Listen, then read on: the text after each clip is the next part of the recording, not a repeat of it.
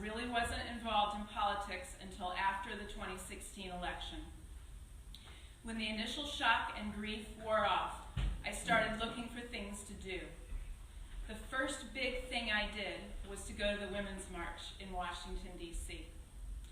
Michael Moore told us all that we need to run for something, no matter how small it may seem. At the time, I thought, no way, not me. At least not until September 16th, just a few weeks ago. That day was a turning point for me.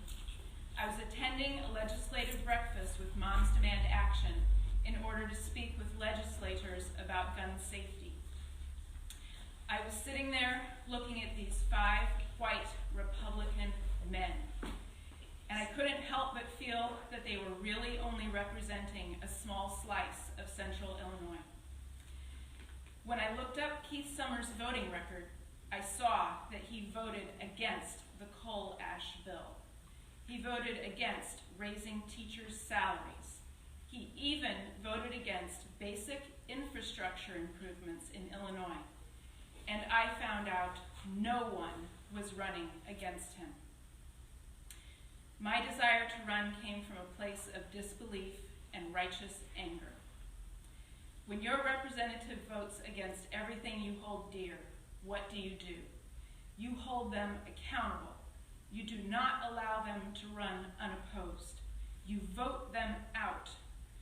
I'm running against Keith Summer in the 88th District of the Illinois State House of Representatives.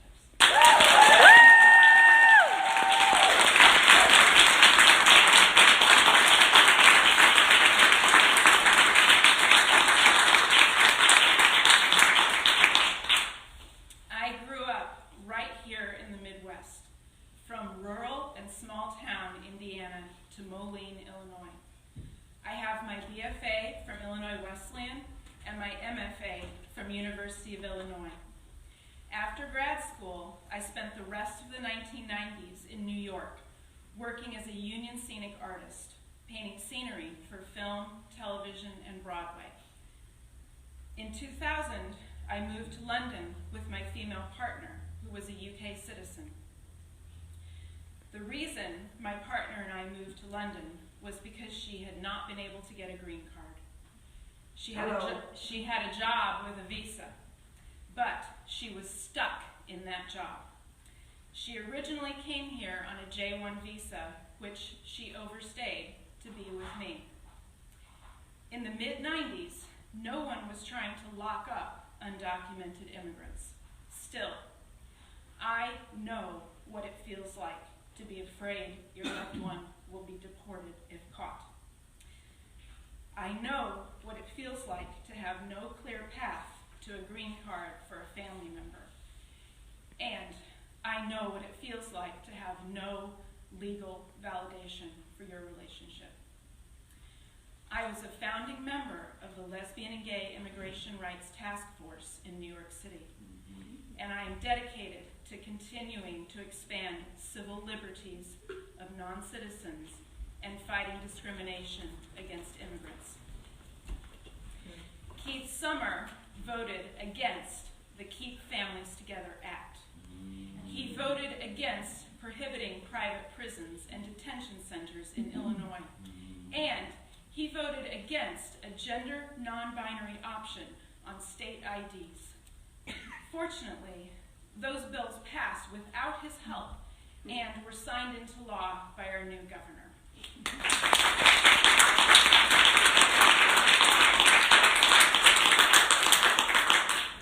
So we don't need to replace Keith Summer to get things done, but he clearly doesn't represent everyone in the 88th District.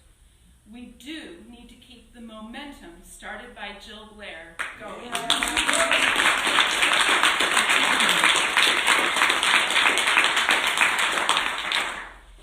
We need to do more to protect our communities.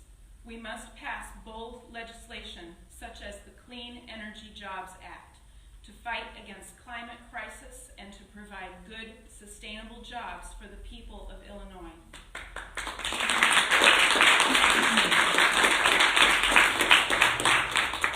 After grad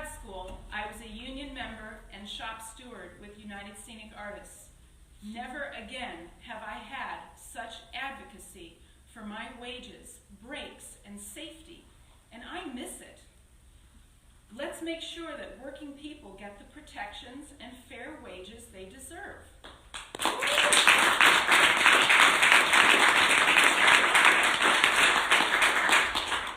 We need to pass the fair tax for Illinois in 2020 so we can finally put Illinois on the path to a balanced budget. With the fair tax, 97% of Illinoisans will see no state income tax increases. The revenues gained from the 3% of residents who earn more than $250,000 will fund schools, healthcare services, and infrastructure.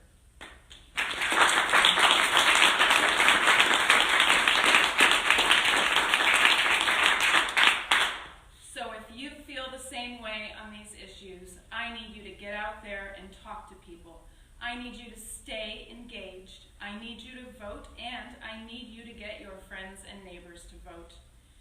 I have no desire to try to outraise or outspend Keith Summer. I want this campaign to be people-powered.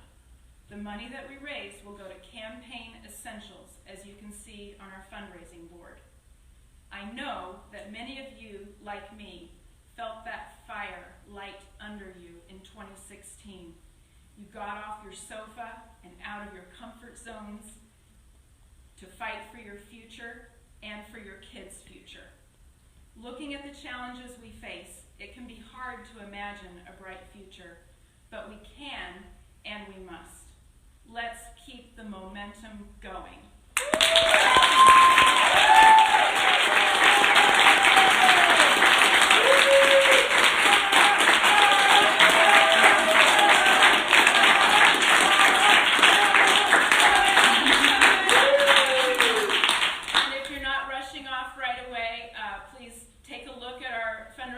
And see how we're approaching this, and I brought some beer so we can have a short toast before we go to the cannabis task force.